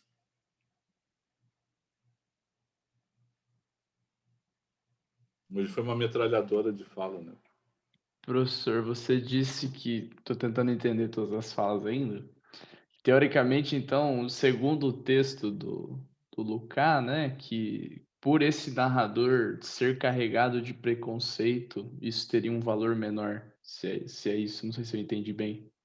Ele é um excelente crítico, né? Eu recomendo, muito inteligente. E todo crítico bom e inteligente eu recomendo a leitura mesmo que a gente não concorde com ele. Então, só para dar esse pressuposto. Né? Que é o pressuposto dialético. Né? A superação significa incorporar o que o outro traz, né? E levar a um patamar superior. Né? Esse é o pressuposto da dialética. Então, é um excelente crítico. Agora, o que ele tem na crítica dele? Ele tem alguns pressupostos estéticos. Né? Então, o primeiro pressuposto estético dele, o que vale é a totalidade da obra, na sua articulação, na relação das partes. E tudo que é necessário, tudo que tem ali, por exemplo, a descrição, que é o foco dele, tem que ser subordinada ao enredo, à história, ao elemento dramático.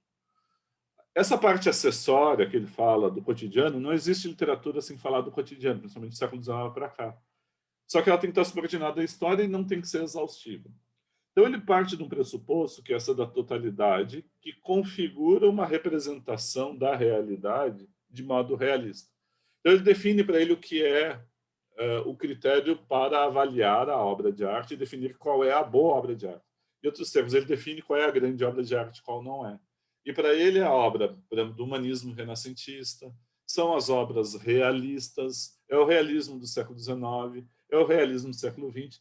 Então ele vai criticar o formalismo do Émile Zola, perdão, do Flaubert, né, que diz que é o exercício da descrição pela descrição, né?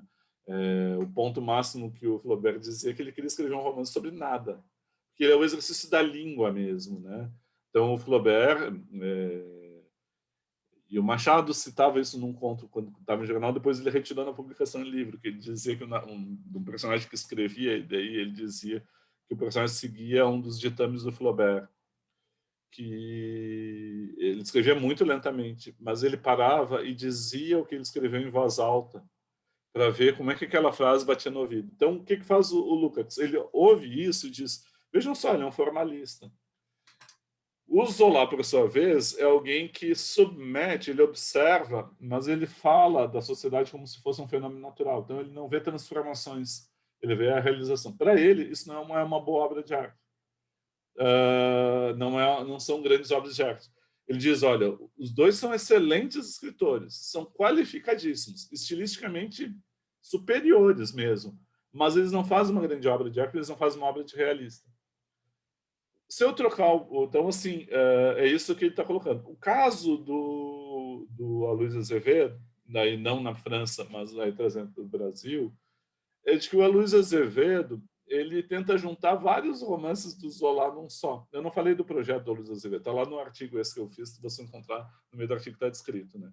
Ele foi até o Curtiço, ele morou no Curtiço, ele queria escrever um romance, ele queria construir uma sequência de romances, não sei, eu acho que eram 4, para contar a história da família de um português, um comendador, etc., que seria o Miranda, juntando tudo. Ele junta tudo num só. E ele não consegue ter o pressuposto, ele não consegue, seguir o pressuposto, que é o pressuposto do Zola, que se colocava do lado dos trabalhadores, do pressuposto do Zola, que era um intelectual atuante contra qualquer tipo de preconceito, inclusive antissemitismo, que era alguém que defendia a modernização. Daí o Aloysio Azevedo aparentemente está trazendo tudo isso para o Brasil. Só que quando ele escreve sobre portugueses, né, sobre os negros, sobre as mulheres, aí vem o preconceito do brasileiro contra o português, vem o preconceito do branco contra o negro, vem o preconceito do homem com a mulher, vem o preconceito do classe média, que se acha alguma coisa, né? Parece até hoje no Brasil, o cara tem uma classe média e se acha proprietário de banco, daí defende... enfim, tá, eu não posso dizer isso aqui numa gravação, né? Mas enfim. Aí volto para cá. Mas, assim, ele traz o preconceito contra os pobres. Ele vai dizer que o cortiço é um lodaçal que apodrece e corrompe qualquer pessoa. Assim, nossa, assim, então tem toda uma distorção muito grande que quando vem para cá. Tá tocando o interfone, vocês vão ouvir o interfone um pouco de latida, depois eu vou lá e atendo, né? Então não estranhe com barulho. Mas essa questão que traz é muito interessante, mas no pressuposto, né, do Lukács, isso é uma diminuição da obra, esse é o primeiro ponto. Mas quando vem o naturalismo do Brasil, os pressupostos ficam um pouco diferentes, como mostra o Cândido. Agora, tem o outro dado que eu posso ler a obra de arte, não tentando buscar a totalidade dela, mas buscar suas falhas e ver quanto essas falhas formais elas falam das falhas, né, da própria sociedade. Tem um dito do Adorno, quem segue isso, principalmente Roberto Schwartz, quando ele comenta o Antônio Cândido, mas também na sua própria crítica, que ele fala, né, eu vou tentar ver assim, as fraturas formais de uma obra, elas são expressão inconsciente dos conflitos sociais não resolvidos. Então, conflitos sociais não resolvidos, eles vão aparecer na obra como uma falha. Qual é a diferença do Machado de Assis? Ele faz o romance em cima da falha, né? Ele fratura o realismo, ele faz o problema, né, virar uma questão estética. No caso do Aloysio Azevedo, ele tenta ser um Zola, mas o melhor dele são as falhas do narrador, as falhas da composição, que mostram o quanto os conflitos dessa matéria social que estão ali colocados, eles aparecem. Então, o exemplo que eu estava dando, um dos exemplos, para mim, tem uma tese, muito legal do Tiago, botar Tiago, que é orientando do Homero Araújo, você encontrar a tese dele, defendida aqui na URGS, né? Tá no Lume, achar. E ele põe a Pombinha como uma grande personagem. Eu concordo integralmente com ele. A Pombinha é uma das grandes personagens. E se olhar a trajetória da Pombinha, ela, de certo modo, ela mostra um pouco disso, né? A revolução que ela sofre, e aí isso aqui é um dos poucos aqueles tipo lapso freudiano, né? Quando o narrador usa para se referir tanto ao Jerônimo quanto à Pombinha, que aparentemente foram corrompidos por ali, ele fala em revolução, ele fala em despertar, ele fala em iluminação, ele fala nos termos que são da ordem do iluminismo e da Revolução Francesa, questões políticas de transformação radical da realidade, né? Então, por isso eu acho que esse debate é muito legal de fazer. Claro, não dá tempo de a gente falar tudo hoje, mas assim, eu acho que isso é fundamental, né? A Bárbara colocou aqui, o Gerando chega para trabalhar na pedreira e fala basicamente está tudo errado com o trabalho que estava sendo feito. Eu pensei que ele pudesse estar sendo meio malandro, enganando, mas aí depois ele vem a descrição da piedade, descrição do português, exatamente. Que é essa questão, né? O ser português é ser trabalhador e se cumprir tudo nas regras, né? A picareta dele, quando batia na pedra, logo de manhã, era o despertador para todos os demais trabalhadores. Ele era o trabalhador modelo, né? O Hércules, quase. E aí a visão de ser brasileiro é quase abrasileirar-se, é amalandrar-se, né? Que tem uma coisa que é uma das contradições da intelectualidade brasileira do fim do 19, início do 20, até o modernismo, eu diria, que é avaliar o próprio Brasil por pressupostos europeus que desqualificavam o Brasil. Por exemplo, a mestiçagem no Brasil, ela era avaliada negativamente por intelectuais brasileiros, muitas vezes mestiços, né? Então, dava um circuito curioso. E essa questão do avaliar o Brasil como uma coisa negativa, né? Eu trabalhei pouco isso. Eu quero ainda voltar a essa coisa do ser brasileiro, ou não, né? Eu voltarei mais para a questão do trabalho, mas porque a gente eu tenho alguma coisa sintomática nisso. No sentido bom, importante do sintoma, né? Que até hoje a gente tem uma tendência, a falar mal do próprio Brasil, né? A gente fala mal do próprio fato de ser brasileiro. E eu não. E aí, por que eu estou dizendo isso? É porque a gente fala com humor, com riso. Estou falando a gente, estou me incluindo aqui, nós aqui, né? Nós aqui presentes. Com humor, com riso, não é para falar, para dizer que não gosta, não quer bem, mas tem alguma coisa nisso. Por que eu estou dizendo isso? O movimento, o verde-amarelismo, que já tinha nos anos 20, né? Que era o movimento verde-amarelismo, que depois dá origem ao movimento da ANTA, e não é piada, eles usavam como símbolo anta, eles se autoproclamavam como antas, né, se achavam antas. Ele veio dar origem ao fascismo integralista do Plínio Salgado. Verde-amarelismo, antas e fascismo tupiniquim, né? Mais ou menos essa sequência.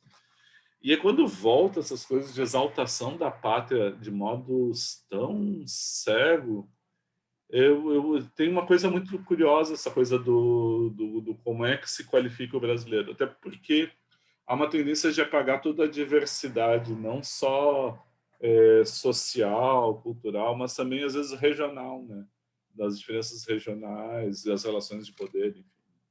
Mas eu acho interessante isso, assim, de analisar. Notar que, e aí o Caio comentando, interessante notar que é tão esperada a menarca da Pombinha só surge depois que ela conhece a perversidade humana na própria pele. No caso, quando ela é assediada pela Leonie. Então, o autor, de certa forma, coloca essa lógica, tornar-se mulher não causada pela primeira menstruação da Pombinha. Isso é bem lembrado, que tem uma cena muito etérea, cheia de símbolos, mas quando ela passa pela experiência sexual forçada com a Leonie, ou seja, ela já cria um cenário de violência e perda de inocência, o início de ser mulher, talvez querendo representar justamente esse funcionamento da sociedade patriarcal, ainda que o assédio seja feito na mulher. Despertar de Pombinha. Muito legal o comentário, Caio. Eu não sei se o Caio quer falar também um pouco mais, mas muito legal. Porque tem a questão do assédio e do abuso, né? A relação de despertar é abuso, né? É bem dentro dessa lógica que não tem liberdade para ter uma relação de despertar que não fora do abuso. é bem interessante, né? Quer comentar mais alguma coisa, Caio? Ou também, né, antes a Bárbara, né, que também fez comentário. E fico continuando, achei muito bom o comentário. Muito bom comentário. Essa questão da vivência da sexualidade e do abuso. Né?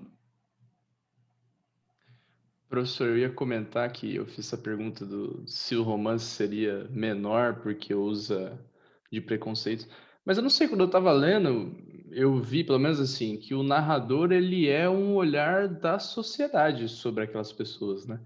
E você dizendo agora que são falhas e as falhas deixam as coisas mais interessantes, porque eu vejo que, de fato, ele fala que os portugueses chegaram aqui, foram corrompidos, não sei o quê, mas ele faz isso de uma maneira tão bonita, cara, que eu acho que tipo, ele valoriza Isso eu essa não tinha pensado. corrupção que as Américas trazem, né? Tem uma, eu até grifei aqui, mas eu não tô com o negócio agora, que quando tá a cena que o português tá tocando a guitarra deles lá, né? E eles estão fazendo samba.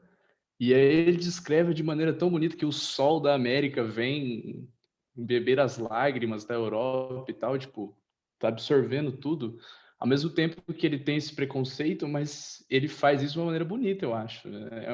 É de uma dualidade. Só que eu... Esses são comentários... No texto do Antônio Cândido, ele faz um comentário que se relaciona com o que está fazendo. Ele mostra, né, que esses narradores naturalistas não querem usar a linguagem científica, mas eles acabam criando imagens poéticas, imagens alegóricas, né? Então são símbolos, né? Esse caso, por exemplo, aqui do comentário da dimensão, por exemplo, etérea e simbólica, a cena da menstruação, né? Que é a segunda vez na literatura que a cena da menstruação era posta, né? Era antes era o Bernardo Guimarães, né, num poema satírico, e agora o Luiz Azevedo. Mas lá também tem a coisa da beleza e também envolve do sol, né? A coisa do calor, da sedução, a imagem da borboleta, enfim. Tu tem razão, tem essa questão da... Eu não tinha pensado nessa questão da beleza, da linguagem poética, talvez às vezes até influenciado pela leitura dos comentários críticos, né? O que é possível. Mas, assim, tem dois aspectos, né? É que essa ambivalência que eu acho que está posta, né? É de que abrasileirar-se, aqueles costumes que são brasileiros, eles estão juntos, e inclusive essa beleza, ela está junto com o processo de corrupção, né? Isso eu acho que valeria até desenvolver, Augusto, que eu achei muito bom isso comentando.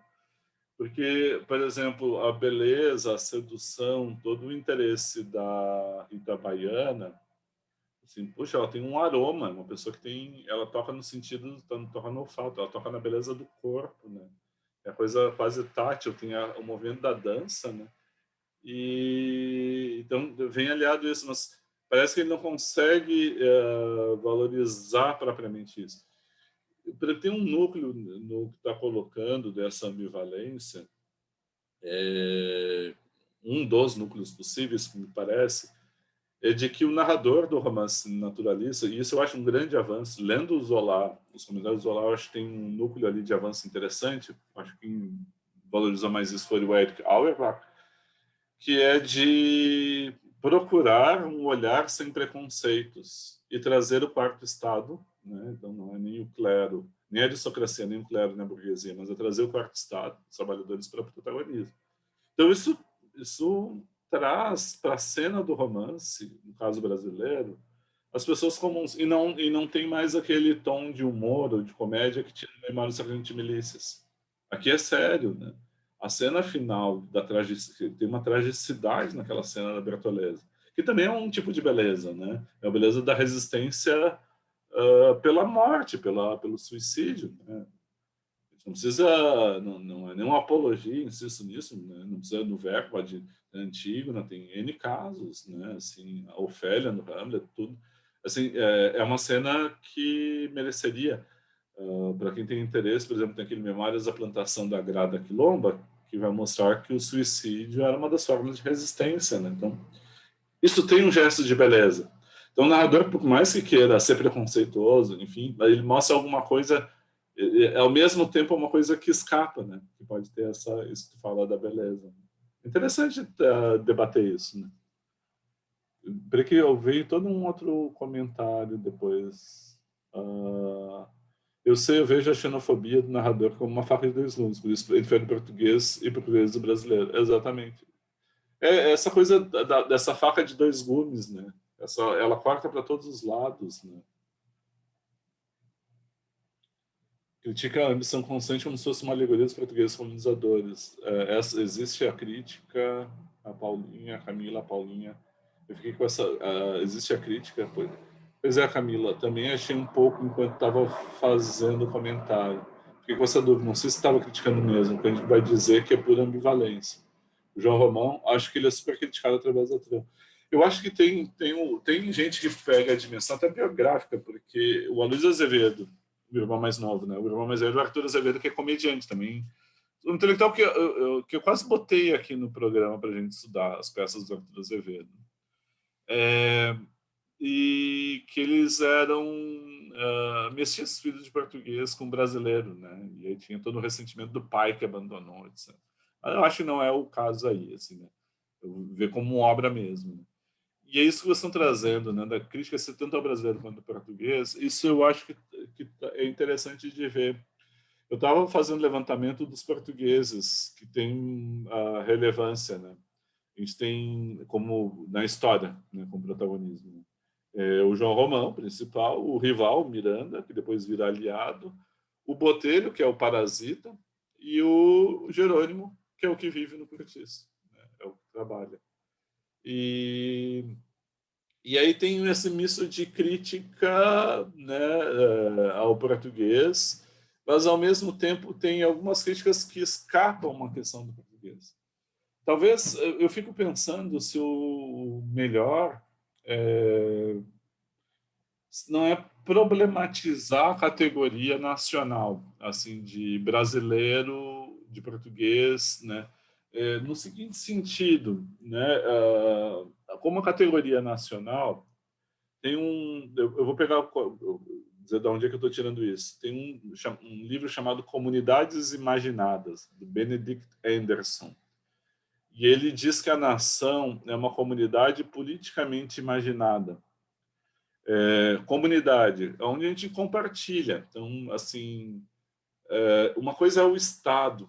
O Estado ele pode reconhecer diferentes nações dentro, né? Então, por exemplo, os indígenas têm suas diferentes nações, né? As diferentes regiões. O Estado ele pode acolher essa diversidade. O Canadá é um exemplo, não um dos melhores, mas é um exemplo real e talvez melhor resolvido que o Brasil. Tem os seus problemas, mas ainda tem. Tem toda a parte indígena que tem lá, tem os acolhimentos de imigrantes, mas então o Estado ele deveria acolher essa diversidade para que as comunidades diferentes vivessem entre si.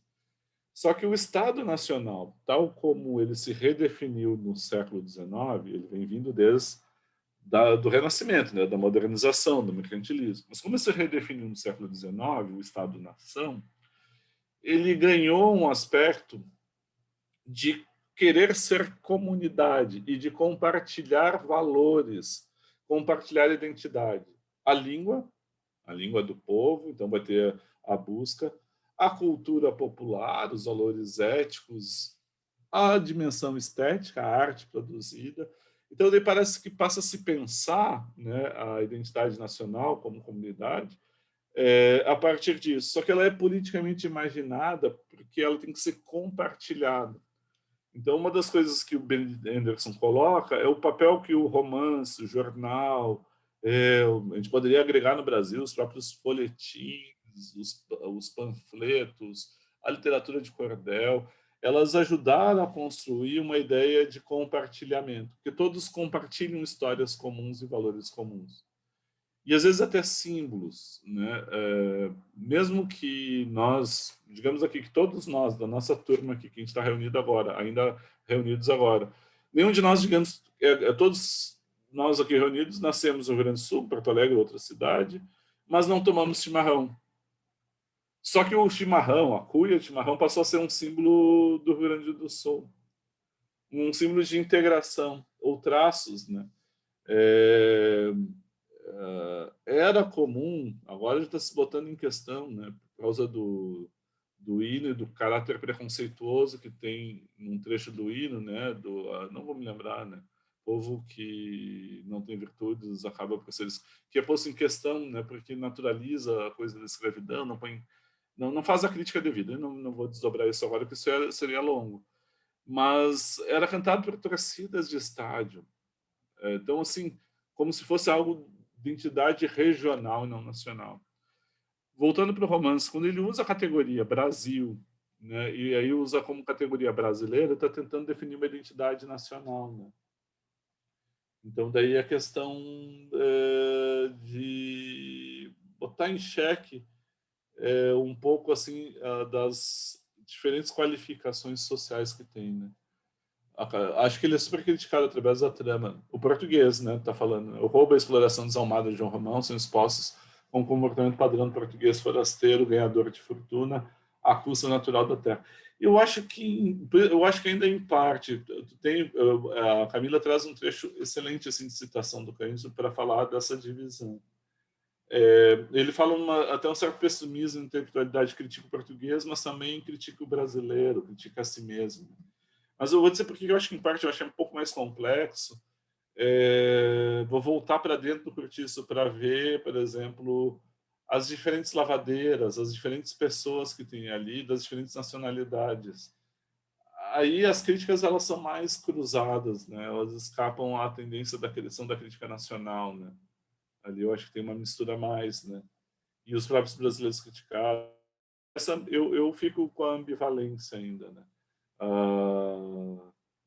É claro que o fato de ele colocar o português como um exemplar tem que ver se é pelo fato de ele ser português, assim, tem uma coisa de traço nacional, ou por vir de uma sociedade em que a escravidão só foi era a metrópole brasileira, né?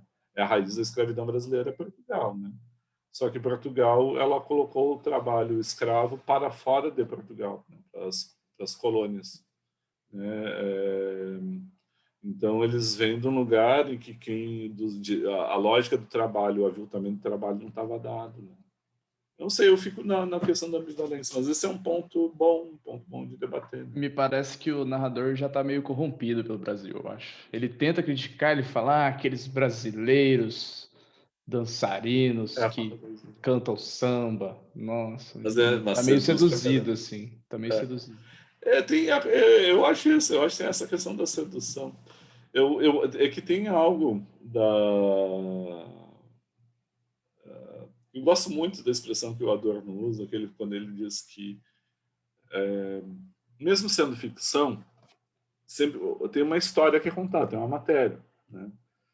E eu acho que as personagens, as histórias resistem ao narrador, né? No sentido assim, em que sentido? Esse narrador, essa matéria é muito rica, então esse narrador, por mais que ele queira, né, só, digamos, colocar o preconceito, ele acaba contando coisas na história dele que vão para além, tanto dele pessoal, né, quando ele embeleza, então, assim, do ponto de vista subjetivo, rebate o próprio narrador, que tem um encantamento com a cena, mas também da própria cena, que mostra uma autonomia, uma capacidade de emancipação para além desse determinismo, né? Eu acho essa das condições que estão postas ali. Não são só condições naturais, são condições sociais, e aí elas são mais complexas do que simplesmente uma determinação de meio, né? Interessante isso. A faca essa da ambivalência, da faca de dois gumes, é, sim, exatamente. Em algumas interpretações, tu tem toda a razão, Camila. É que essa crítica ao português, ela tá presente, mas ao mesmo tempo ela não se sustenta em todo o romance. Eu sinto que essa é uma interpretação mais anacrônica da coisa, assim. Mas eu concordo, eu tô alinhada também. Eu sinto muito uma... Oi, gente. Sinto muito uma crítica ao português, né? Porque que nem o Cândido, ele vai se perguntar, bom, já que a gente está operando nessa filosofia do determinismo, né? O meio que vai condicionar o sujeito, a sujeita. Então, por que ele está representando o português desse jeito, né? É um grande filho da mãe, assim. Tudo que ele faz com a Bertolese e com as outras personagens. Então, eu Mas também... Desculpa. Ô, Paula, você não acha que é uma crítica mais ao João Romão do que ao português? Pois é Porque que do Jerônimo Mas ele fala... é a mesma figura. O João Romão é o português. É a Mas do mesma figura. Jerônimo ele fala super bem. É um português também. o... Mas É, ele também foi condicionado pelo meio, né? Então, Então, mas aí é o meio que é o mas problema. é isso que o Cândido vai dizer lá no artigo dele, porque ele vai dizer assim, a gente tem o português que é modificado pelo meio e a gente tem o português vencedor, que não se deixa modificar pelo seu meio. Esse é que tá fora. seria o Romão. É que ele usa até aquela a dialética do espontâneo ao dirigido. Isso aí, E isso aí aí. o João Romão vai passar a dirigir. É que talvez se a gente movimentasse um pouco o uso dos termos, não na é que o narrador ele nos induz a pensar as características cotidianas que definem o brasileiro, né? A relação com o trabalho, a música, a relação com o corpo, né? A sensibilidade do Jerônimo é aguçada depois disso. Deixa eu ver o que mais era da bebida, da comida, da relação afetiva, tudo mudou, né? Mas a gente podia, ele nos induz a pensar em características essenciais, e aí eu acho que tem essa coisa né, da ambivalência, porque ao mesmo tempo que ele mostra que ser brasileiro é não trabalhar e pelos preceitos modernos europeus seria se corromper, etc. Mas ele faz isso mostrando uma beleza da música, da mulher, da dança, etc, etc. Agora, daria para pensar o brasileiro, se a gente tentar trazer um pouco mais para cá, que é aquele que é da terra, aquele que é da sua sociedade, né? E o português é aquele que veio de outro lugar. E esses 4 portugueses que tem aqui, talvez tenha mais, né? Não, tem mais, né? Tem o Pataca, tem a própria Piedade, tem uma das lavadeiras ali, tem mais portugueses. Os portugueses vieram para cá, eles vieram não espontaneamente, mas vieram em busca de trabalho e em busca de uma condição de vida melhor, e alguns chegando ao ponto extremo, que é o romão de enriquecimento, né? É, uh, talvez seja um dos pontos da crítica, a ideia é a questão se o João Romão é o português ou é um português, o que é diferente, quer dizer, ou ele é a alegoria dos portugueses, ou ele e o Miranda, né, as duas faces da alegoria dos portugueses. Um busca a riqueza pelo trabalho e exploração e engano, etc. O outro busca a riqueza pelo casamento, né? As duas formas de alcançar a riqueza. Mas eles não buscam realização nem ética nem moral, né? O que veio também português que se separa disso é o que veio casado, que é o Jerônimo, né? Então ele busca uma condição melhor para a mulher e para a filha e para a família, né? Mas então assim, talvez deslocar para esse movimento de chegada aqui, o que cada um buscou, cada um quis encontrar aqui e como é que se relacionou com a sociedade, né? Então, por exemplo, talvez seja, pelo que vocês estão comentando, eu acho que é mais complexo do que eu imaginava. E isso fala bem do romance, inclusive. Se olhar tanto o Romão quanto o Miranda, pelo casamento logo no início, e tanto o Romão no final, quanto o Jerônimo, eles se integram à sociedade brasileira. O Jerônimo se integra por baixo, pelo universo do trabalhador, que é do Curtiço. E o Romão se integra por cima, né? Quando troca vestimento, troca tudo, quando ele vai para a elite proprietária, né? E o Botelho faz a passagem de um para o outro, o Parasita faz a passagem de um para o outro. Então, se olhar no movimento, pensar desde o movimento que os portugueses vieram para dizer, tá falando, ele caracteriza o que é português. Qual é a importância disso? São pessoas que vieram para o Brasil. O que interessa para ele é contar a história deles aqui no Brasil, mas essa vinda para cá também é importante para pensar as qualidades, as caracterizações que eles têm, né? Mas esse eu acho que, olha, vocês tocaram pelos comentários, eu acho que é um tema que vale ainda desdobrar. Eu achei que não vale tanto, mas eu acho que vale. Se alguém se dispuser, eu acho que vale. Só dar ideias de trabalhos, por exemplo, porque eu vou ter que pedir licença para vocês, que tem algumas coisas lá do programa lá do PPG que tem que fazer agora, né? A gente tem que mandar um relatório amanhã. Mas antes eu queria só dar uma sugestão de trabalho que é possível, que não precisa ser só literatura, por exemplo, pensar essa figuração identitária, né? E desconstruir a figuração identitária, eu diria que mais do que pensar, é pensar e desconstruir. Por exemplo, a do português que aparece aqui, e que aparece em outros romances, aparece, por exemplo, em algum filme. Como é que isso foi feito? O Curtiço é um que dá para trabalhar muito bem a adaptação para o filme. O filme é bastante fraco, né? É um filme dos anos 70, bastante fraco. Para você ter a dimensão, ele corrige o enredo, entre aspas, do Curtiço, porque ao final o Jerônimo se arrepende. Vou dar um spoiler. O Jerônimo se arrepende e aí o final do Curtiço ele indo embora numa carroça com a Piedade e a senhorinha. Ele volta para casa, volta para a família. É bem, anos 70, né? Esse é antes dos programas aparecer na televisão censura livre, 10 anos, 12 anos, para maiores de 18 anos, aí é só hora depois das 10 da noite. Esse é censura livre, né? Porque não teve nenhum problema, né? Esse é um filme em que o combo, aquele do qual a gente falava, não teve funcionamento. Assim, foi censurado. Mas assim, dá para pensar adaptação, pensar em imagens, pensar na pintura, né? Tem foi um aluno que defendeu agora a dissertação, que ele comparou o Curtiço da Luiz Azevedo, o Ícaro. Não sei se já está no Lume, se não tiver, eu mando o PDF para vocês, que ele foi me orientando, eu tenho, né? Ele comparou o João do Rio com o Jack London, que é um escritor norte-americano. Ele também foi um socialista bem à moda, né? Bem peculiar. E assiste, Augusto. Não foi para dar, não foi para estragar. Se for Mas pra ver assim, Sessão da Tarde, é Sessão da Tarde. essa é a sessão da tarde.